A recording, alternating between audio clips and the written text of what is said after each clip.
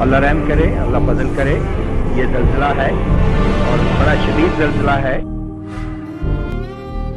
8 اکتوبر 2005 صبح 8 بجے گھڑی کی سوئی پر 51 سے 52 منٹ آتے ہی ہم نے وہ خوفناک منظر اپنی آنکھوں سے دیکھا جب سکول سے گھر کی طرف بھاگتے ہوئے بچوں کی چیخو پکار کلیجے نوچ رہی تھی، جن کو یہ بھی معلوم نہیں تھا کہ گھر پہنچنے پر اپنے اماں ابا بہن بھائیوں کو دیکھنا نصیب ہوگا یا وہ مال و مکان سمیت اس آفت کی زد میں آ چکے. والدین کا کبھی سکولز کی طرف بھاگنا، کبھی زمین بوس ہوئے مکانوں کی طرف بھاگنا کہ کوئی اندر نہ رہ گیا ہو، بے بسی کا عجیب منظر پیش کر رہا تھا. ذرا سوچئے پردیس میں موجود ان نوجوانوں کی بے بسی کا عالم کیا ہوگا جن کو اپنوں سے ملے کئی مہینے کئی سال گزر چکے تھے.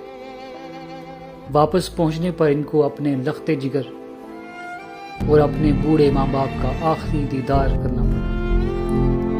اس رات کو ہونے والی طوفانی بارش اور اس بارش میں بار بار آنے والے زلزلے کے آفٹر شاکس کسی قیامت کے منظر سے کم نہیں تھے.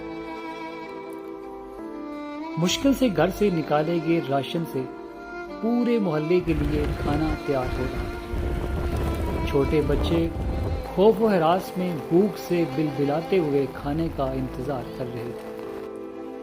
اتنے میں شروع ہونے والی طوفانی بارش نے کھانے اور بچھونے ہر چیز کو پانی پانی کر دیا.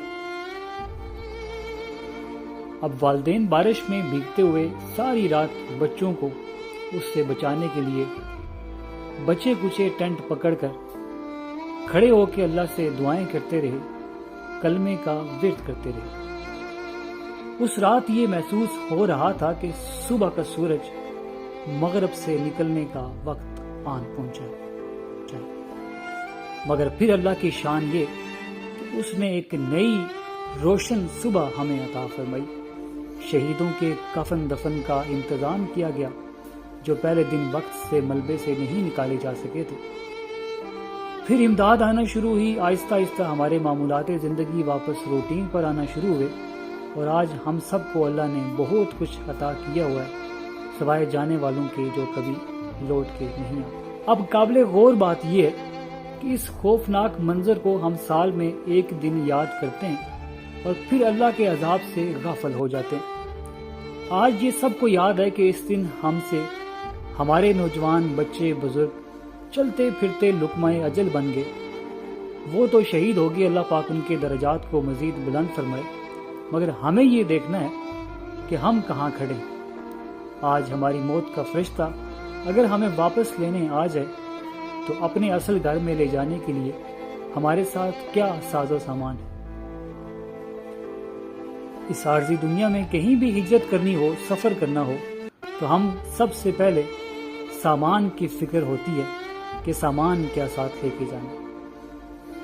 مگر جہاں ہمیشہ ہمیشہ کے لیے جانا ہے، رہنا ہے، وہاں کے لیے ساز و سامان روح میں جمع ہونے والے پاکیزہ اور نیک اعمال کے بغیر اس خوفناک سفر کا آغاز کیسے کریں گے؟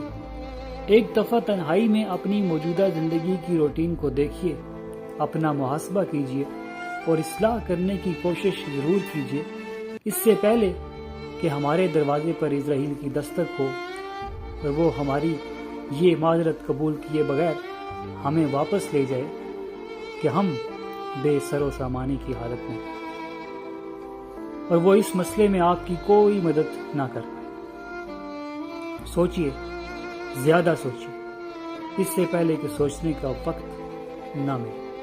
مجھ ناچیز اویس اسحاق کو دعاؤں میں یاد رکھے. اللہ نگہبان.